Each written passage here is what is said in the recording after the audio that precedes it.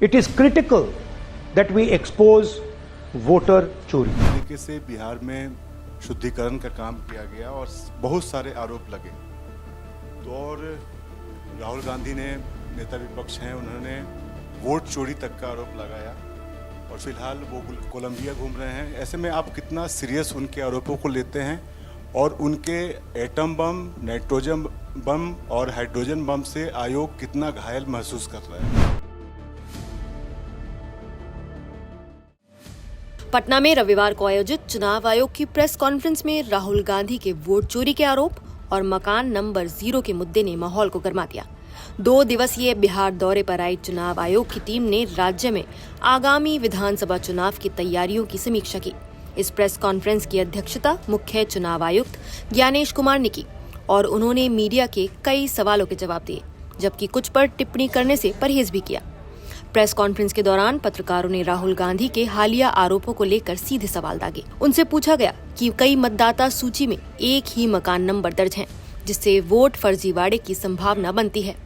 प्रतिपक्ष के नेता हैं, उनका आरोप है कि एक ही घर में कई मतदाताओं के नाम शामिल किए गए हैं। तो ये जो हाउस लिस्टिंग का काम है, क्या इसमें सुधार होगा या वैसे ही रहेगा? इस पर ज्ञानेश कुमार ने कहा कि ये स्थिति सामान्य है और इसका गलत अर्थ नहीं निकाला जाना चाहिए। उन्होंने बताया, कई लोग ऐसे होते हैं जिनके पास अपना मकान नहीं होता या पंचायत या म्यूनिसिपैलिटी ने घर का नंबर आवंटित नहीं किया होता। ऐसे मामलों में या तो आसपास के घर का नंबर दिया जाता है या 0 लिखा जाता है। इसमें घबराने या अविश्वास की कोई जरूरत नहीं है। सुनिए उन्होंने क्या कहा। इस बात का जवाब मैं पहले दे चुका हूं कि जिन लोगों के पास अपने घर नहीं होते या जिन लोगों को पंचायत या म्यूनिसिपैलिटीज़ ने कोई घर का नंबर नहीं दिया होता है, तो या तो आसपास के घर का नंबर देते हैं और या कई बार 0 लिख देते हैं। इसीलिए इसमें विचलित होने की कोई बात नहीं है, क्योंकि जब बूथ लेवल ऑफिसर किसी भी व्यक्ति का इन्यूमरेशन फॉर्म लेता है तो उसके ऊपर दावे और आपत्ति जताने के लिए हर पॉलिटिकल पार्टी के बूथ लेवल एजेंट्स मौजूद होते हैं। और मुझे आपको बताते हुए बड़ी खुशी हो रही है कि बिहार एक ऐसा राज्य है जहां पर 1,60,000 से भी ज़्यादा बूथ लेवल एजेंट्स राजनीतिक दलों ने नामित किए। ज्ञानेश कुमार ने यह भी स्पष्ट किया कि अगर किसी राजनीतिक दल को लगता है कि किसी योग्य मतदाता का नाम छूट गया है या किसी अयोग्य व्यक्ति का नाम सूची में है, तो अब भी दावे और आपत्तियां करने का समय बाकी है। से 10 दिन पहले तक अभी भी समय मौजूद है। अगर किसी भी व्यक्ति को, किसी भी राजनीतिक दल को ये लगता है कि कोई योग्य मतदाता छूट गया है या किसी अयोग्य मतदाता का नाम मतदाता सूची में है, तो वो अपने दावे और आपत्ति जारी कर सकता है और उनके द्वारा मिले हुए दावे और आपत्तियां ERO लेवल पर उनका निस्तारण किया जाएगा और नॉमिनेशन का प्रोसेस खत्म होने के बाद चुनाव खत्म होने तक फिर वो सूची फ्रीज हो जाती है। अभी समय बाकी है। पत्रकारों ने जब स्पेशल इंटेंसिव रिवीजन यानी SIR की टाइमिंग को लेकर सवाल किया कि ये चुनाव से ठीक पहले क्यों कराया जा रहा है, तो चुनाव आयोग ने कहा कि ये पूर्णतः कानूनी प्रक्रिया है। उन्होंने जवाब दिया, जहां तक स्पेशल इंटेंसिव रिवीजन चुनाव के पहले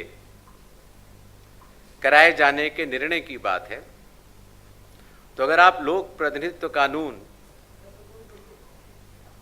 के हिसाब से अगर चलेंगे तो रिवीजन हर चुनाव के पहले चुनाव आयोग को कराना लॉफुल है और लॉ के अंतर्गत कराना ही होता है। किसी का ये कहना कि रिवीजन चुनाव के बाद होना चाहिए, वो न्याय संगत नहीं है। चुनावों पर होने वाले खर्चों को लेकर CEC से पूछा गया। सर, मेरा सवाल एक है कि बिहार चुनाव हो या देश के कहीं भी चुनाव होते हैं, एक पैरामीटर फिक्स है कि प्रत्येक उम्मीदवार सर्टेन अमाउंट ही खर्च कर पाएगा, लेकिन हकीकत में वैसा होता नहीं है। तो इसको मॉनिटर करने के लिए कोई सख्त कदम सीईसी उठाएंगे? और दूसरा सर एक सवाल है, इस पर उन्होंने जवाब दिया। खर्च की लिमिट की बात है। खर्च की लिमिट के इंस्ट्रक्शंस चुनाव आयोग द्वारा जारी किए जा चुके हैं। हर जिले में एक एक्सपेंडिचर ऑब्जर्वर की भी नियुक्ति की गई है, जो कि राजस्व सर्विसेज से होंगे और वो एक्सपेंडिचर का लेखा ब्यौरा रखेंगे। आधार कार्ड को एसआईआर प्रक्रिया में स्वीकारने को लेकर भी सीईसी ने जवाब दिया। उन्होंने कहा, सुप्रीम कोर्ट के आदेश के अनुसार और आधार एक्ट के तहत आधार न तो जन्म तिथि का प्रमाण माना जा सकता है, न आपके रहने की जगह का प्रमाण माना जा सकता है, और न नागरिकता का प्रमाण माना जा सकता है। माननीय सुप्रीम कोर्ट ने ये ज़रूर कहा, और हम उस आदेशों का पालन भी कर रहे हैं, कि आधार कार्ड लेना चाहिए। हम भी आधार कार्ड इन्यूमरेशन फॉर्म में भी ले रहे थे और अभी भी ले रहे हैं, और जो 11 डॉक्यूमेंट्स थे उसमें वो 12वां हो तो भी ठीक है। 2 दिवसीय दौरे के दौरान चुनाव आयोग की टीम ने बिहार में कई अहम बैठकें भी की।